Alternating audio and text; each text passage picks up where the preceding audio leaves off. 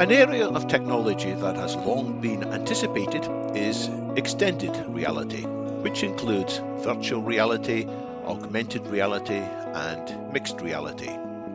For many decades, researchers have developed various experimental headsets, glasses, gloves, and even immersive suits to give wearers of these devices the impression of existing within a reality that is broader than what our senses usually perceive. More recently, a number of actual devices have come to the market with, let's say it, mixed reactions. Some enthusiasts predict rapid improvements in the years ahead, whereas other reviewers focus on disappointing aspects of device performance and user experience. Our guest in this episode of London Futurists Podcast is someone I have come to see as a wise guide in this rather turbulent area. He is Steve Dann, who among other roles is the lead organiser of the highly popular Augmenting Reality meetup in London. In BC times, before COVID, I often enjoyed attending these meetups where Steve would provide his own astute commentary on developments in the field, combining pragmatism, vision, and a good grasp of both technical and commercial matters. Steve, we're delighted you can join us today. Welcome. David, thank you so much. That's great. I'm delighted to be here and thank you for asking me. Great to have you here, Steve. Thanks, Callum. So could you tell us a bit about your background? Wow, my background is long and varied. I actually started off in film and television technology back in the day. I worked on the original Superman with Christopher Reeve, I should point out. And that was my first introduction into film and television special effects. And that was all done very organically then. But I was very keen on technology and wanted to see how electronics could help. And so I was at the forefront of electronic editing and electronic visual effects through the 80s and 90s. Before this mobile phone revolution brought me into creating apps. And apps then took me into other very interesting areas. And I got to know about augmented reality back in 2008 and virtual reality back in 2012. And I have to say, as soon as I learnt about those two realities, I was totally hooked about where the future was going. So I've very firmly planted my flag on the top of the augmented reality, virtual reality mountain. So you've been excited in the past. Are you still excited? What is it that you've seen recently that catches your eye? I'm always excited and always enthusiastic. Basically, I think that we're always waiting for technology to catch up with what we want to do. And that's exactly the case. I don't think that will ever change because technology will never, well, not in my lifetime, reach the possibility of being able to do everything that we want it to do. So I'm really excited about where it can take us right now, especially in augmented reality, virtual reality, mixed reality, and extended reality as well. So what are the devices that you're seeing or the services or applications that you're seeing that you think have the most promise? When I first started using virtual reality, trying to sort of work it into something which was actually usable and useful, I used to have to spend most of my time explaining to people what virtual reality was. These days, that's actually much less so. I can actually say virtual reality and people have a pretty good idea about what that is and also have a pretty good idea about what augmented reality is. What we're trying to do now is take it from where we are now with the advances in technologies and hardware. We can actually take these two technologies into new realms. And those new realms are mixed reality and extended reality. And when Zuckerberg bought Oculus in 2016, that was going to be a tipping point for AR and VR. Didn't quite happen. Now he's very excited again and he's spending vast amounts of money on Project Nazar and apparently spending 20% of Facebook's total budget on the thing. Do you think that it might be a real tipping point this time? And he thinks that smart glasses are about ready for prime time and they'll start appearing, they'll start becoming widespread on city streets around the world. Do you think he's right or do you think he's still years off? I think he's right. I think we can all wonder and argue about the time scale because a lot of that has to do with incremental additions to the technology. I think he was very brave to buy Oculus when he did. Just for our listeners, we could probably say that Oculus was a company which was developed by a chap called Palmer Luckey over in America. Basically, he used technology which had been around from the late 50s and early 60s, but he was the first one to realise that the new smartphones which were coming out in 2010, 2011 actually held most of the properties you need, or certainly the basic properties you need to provide a virtual reality experience.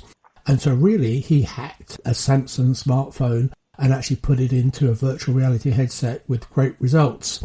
The results for him being that he managed to sell the company to Mark Zuckerberg for between $2 billion and $2.3 billion with actually no due diligence, because Mark just totally bought into the idea.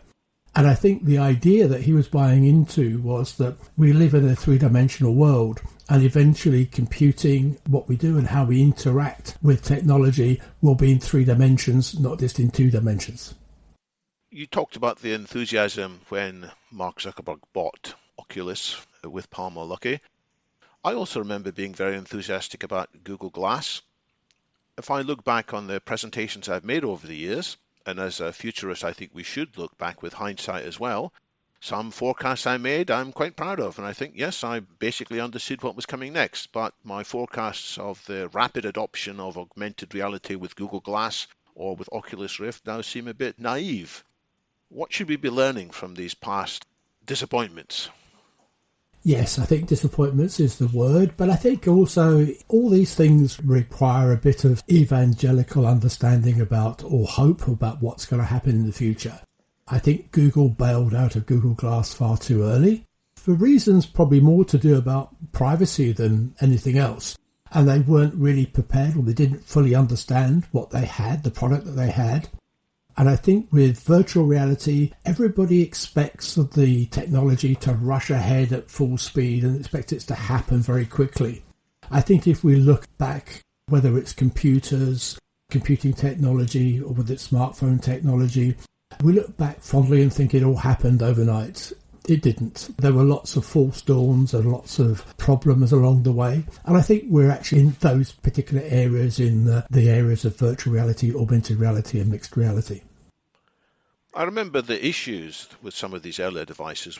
The limited field of view, which means it was only a small part of your visual field that was augmented. There was issues with battery life. There was issues of the devices still being heavy and clumsy. Are we on the way to solving these problems? Yes, thankfully. I think that I'm always wanting what I call the hardware manufacturers to catch up with what we want to do. But we also understand that there's problems in virtual reality. One of the main problems is obviously optics. And it's only just recently that people have really got on top of the optics for the virtual reality headsets using pancake lenses as opposed to the original lenses they were using. You have to make these devices smarter, lighter, and actually more something that people want to wear than something people feel they have to wear just to get a VR experience or an AR experience. With the AR, it's scaling down the technology as much as possible. And I think that's taken frustratingly a little bit longer than everybody would have liked. But again, I think it's one of those sort of things. It will happen. It's a case of not if, but when it will actually happen, because it will definitely happen. I'm sure that's right. The future of humanity, assuming we don't blow ourselves up, is significantly going to be in simulated worlds. And of course, virtual reality and augmented reality have very different future timelines, I'm sure. With virtual reality, people often say that the headsets need to get lighter and less clunky. That doesn't strike me as being the real problem. I have an Oculus Quest, and it doesn't bother me if I'm sitting down or even standing up with that headset on. It doesn't seem to be onerous. The problem seems to be there's not enough to do in them. When you first go into the landing area and you go into that amazing house that they've built on the edge of a cliff in a desert landscape, it's a real wow moment. Yeah. And you think, wow, yes, I can see this is the thing. I'm going to spend a load of time in here. And then you look around and there's a bunch of games you can play, and then there's a bunch of video games which are quite expensive. You can explore a space station, you can explore a few cities, but you quickly run out of things to do. So a lot of it's to do with the developer community catching up and creating great content for it. With augmented reality, it's much more about the hardware being light enough and flexible enough and the battery power lasting long enough. And that seems to me where Zuckerberg is making his big bet. I mean, either he's right about that or he's not. And it seems to me that in the way that watches caught on very, very quickly, and indeed the way smartphones caught on very, very quickly, once smart glasses are ready in terms of being light enough and powerful enough, they will start appearing all over the place very fast. It won't be everybody, but a significant number of people in wealthy cities, maybe a third, will start wearing them as the main way that they look at their smartphone. Within a couple of years, I think that will probably happen. Zuckerberg's no fool. He probably is right that next year or the year after, when he unveils something and Google comes out with its next product and so does Apple, we probably are going to see smart glasses appearing in a lot of places in the next few years. On the other hand, maybe it's like self-driving cars and it all takes even longer than we think. It's a fascinating moment. It is all about timing, and second-guessing the timing is really hard. Absolutely. You hit the couple of nails very firmly on the head there. Basically, it's the content has to be there. I would argue that the adoption of smartphones, and especially the adoption of the iPhone, was driven largely by the content and the apps that were available. And in actual fact, if you look at the timeline of when that happened, at one point, Apple didn't want people to put apps on their smartphone. Given the amount of money that they make off the apps these days, I'm sure that they are pleased that they didn't keep that thought in mind for too long. And I think it's exactly the same thing. I'm an app developer. Basically, I like to develop apps that people need and require, and I like to develop them to the maximum that we can do, that we can actually put onto the hardware that's available. I think also that some of the people involved in AR and virtual reality and XR are really missing the point. I think that what will drive an awful lot of this is definitely content, as I said, but also at one time people thought it was going to be social media above everything else. I would actually like to say that probably things that are going to drive virtual reality and XR and augmented reality are enterprise solutions first and foremost. And I think that's because better headsets cost quite a lot of money, whether they're AR or VR, and they're really only available, let's be honest, to enterprise companies or enterprise solutions. So that's where it's actually going to burgeon from. When Microsoft bought out the HoloLens a number of years ago, they thought it was going to be a total gaming solution. Everybody's going to buy the headsets and use it for gaming. Well, that turned out not to be the case. It's turned out to be something very, very useful for enterprise solutions. And I think that Mark Zuckerberg, coming from a social media background, fell into the sort of same trap, and in actual fact jumped over the enterprise solutions and went into the social media solutions, which will come. But I firmly believe that the driving force amongst all this is actually going to be enterprise solutions first and foremost. So what kind of enterprise solutions? I've heard people talking about training, that before you get let loose on real equipment and real situations, you can train. There's remote travel as well, so that you don't actually have to physically be in a place, but you can still get many of the benefits via remote access. What do you think will be the enterprise uses that will drive adoption and also therefore make the equipment better because there's market sales, market volumes? Absolutely, David. I think that's absolutely right. From my point of view, my bet is on extended reality or XR training, especially in my case in medical training. And that's medical training for all healthcare professionals, whether they're surgeons or consultants or nurses or doctors or paramedics. There's huge uses to be gained from using XR technology to train a large workforce that's dissipated in this country via the NHS, but also around the world. We can create training and education at scale for much reduced cost because we can reuse our training resources over and over again. And those training resources can be accessed at any time, anywhere, providing people have access to either 4G or 5G or the internet. You don't even need to have a full virtual reality headset. What we produce also works on laptops and smartphones as well. But of course, the best way to train somebody is in an immersive scenario, because that's almost as good as you get on a one-to-one training scenario. So that's how I see it going forward. There's a couple of very different types of applications in terms of training out there. In virtual reality, you could create a blown-up model of, say, a heart, and you could walk around it and prod bits and get a sense of how the heart works. With augmented reality, you could have the user's guide to a heart as you're doing open heart surgery. And somebody else could be watching what you're watching at the same time as you're doing the operation on the heart and tell you, no, don't touch that. Leave that alone. Go 2 millimeters to the right and cut that bit. Now, those are very, very different applications. Which do you think is going to come first? There's long been a debate about whether AR will be bigger than VR, and I'm sure it's a matter of timing. I'm sure in the very long run, VR is going to be everything, probably. But in the short term, it seems to me AR is the most useful because it doesn't require total immersivity. In fact, you can't have total immersivity in augmented reality. You've got to have the real world still there. So do you think that AR will come first and VR will be bigger later? Interesting enough, about 6 or 7 years ago, I hosted a panel in California about exactly those questions, about which was going to be the ascendant, augmented reality or virtual reality. Now, they're two totally different things. They'll both progress simultaneously.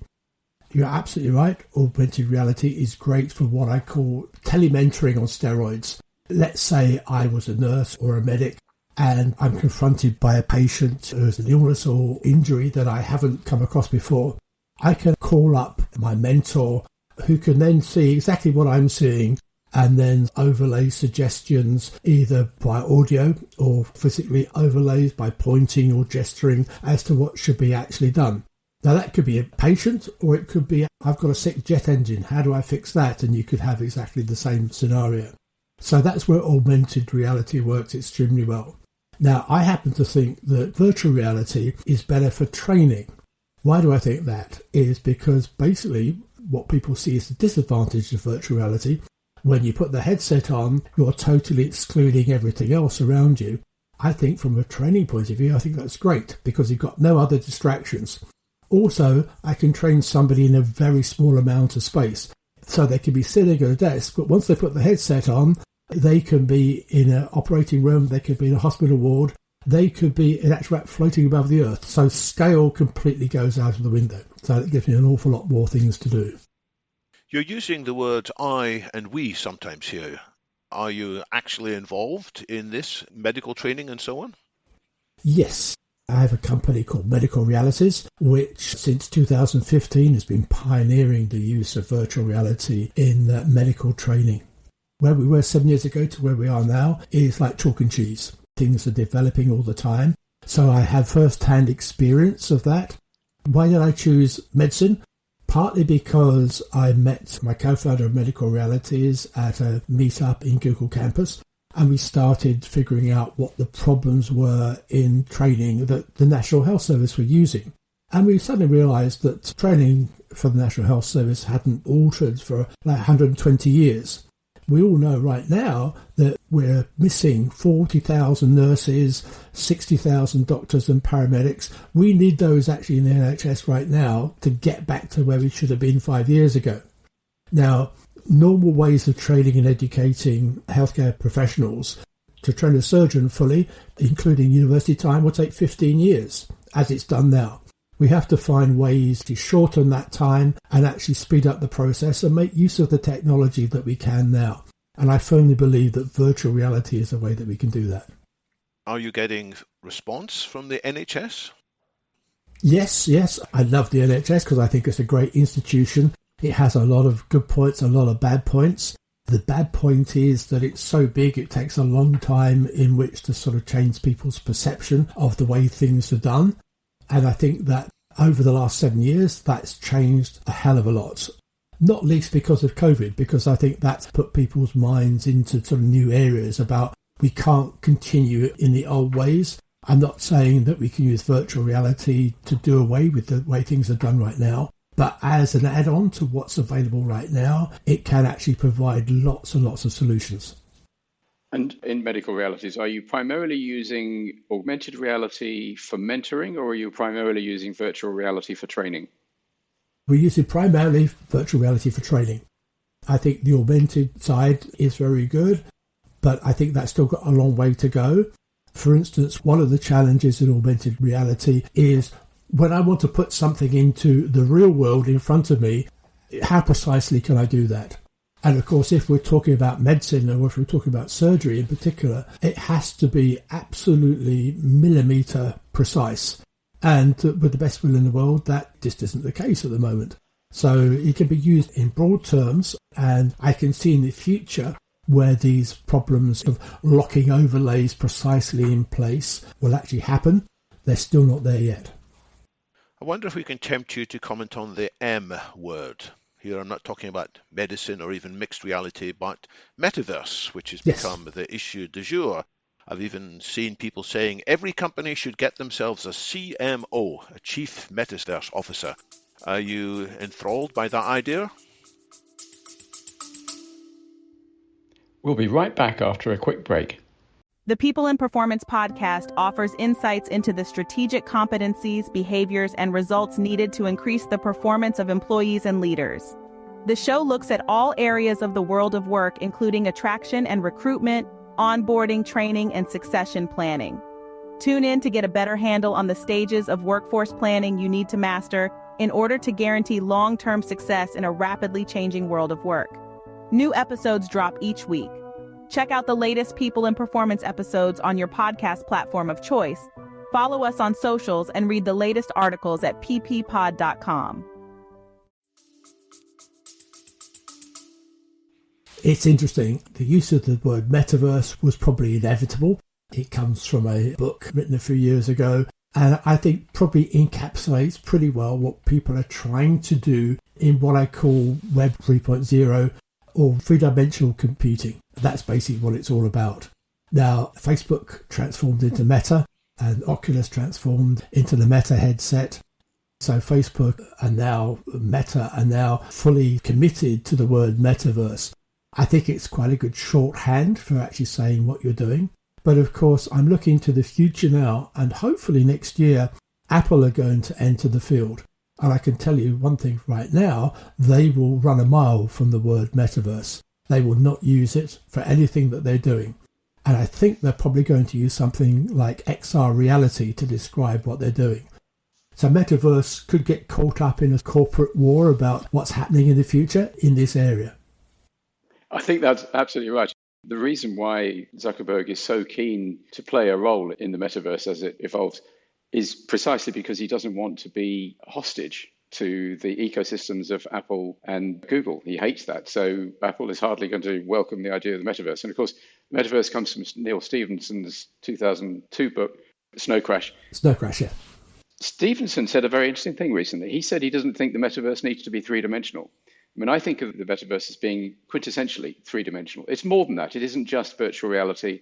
It's also the idea that it's an environment where people don't just play games. They hang out, they chat, they do business, and it's always on, and you can sort of dip in and dip out whenever you like. So to that extent, it is a bit like social media, but it's really just a translation of daily life into a simulated world. Stevenson said it didn't need to be three-dimensional because he has realized since writing the book how compelling and, if you like, immersive two-dimensional graphics can be. And I noticed this with my son, who's a keen gamer. He's not really interested in virtual reality because, as far as he's concerned, the graphics of the 2D games he plays is quite good enough, because what he really does when he plays games is he's hanging out with his mates.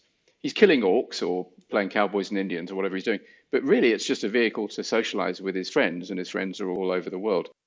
But for sure, Apple and Facebook and Microsoft and Google are going to have the mother of all platform wars about this. Now, hopefully, it will be resolved with an open standard like the internet. It won't be like walled gardens like smartphones are, and it certainly won't be a winner-takes-all environment like videotapes were when VHS crushed Betamax and became the only standard anybody used. It really has to be open standards, which raises fascinating questions about whether we'll be able to take our avatars from the metaverse of Facebook to whatever Apple calls its platform, and whether we'll be able to take our data from one to the other as well. There's an awful lot to be sorted out, isn't there, before this new world can be fully mature. Yes, I think you're absolutely right there. Now, my take on this is that it's obvious that the new reality will eventually end up in 3 dimensions, because the reality we live in now, and we can dissect about how we see that reality in front of us, but to make it work for us, we have to perceive an awful lot of it in 3 dimensions. Even though we're seeing a lot of it in 2 dimensions, our brain is turning it into 3 dimensions. It's doing that for a reason.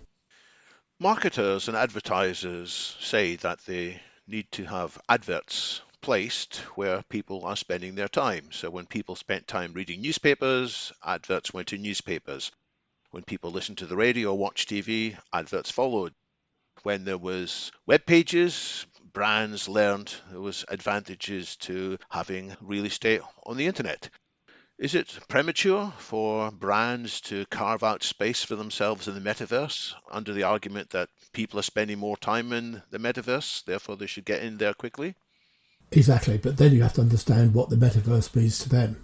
Like in real life, perhaps there's multiple universes. In real life right now, there's multiple metaverses. So I think it's probably premature for people to say, I'm going to buy some real estate in this particular metaverse because that's going to be the one that's there. And I might find that in actual fact, they're on the outer edges of that metaverse and nobody's going to visit them. So it's actually quite a complex thing going forward.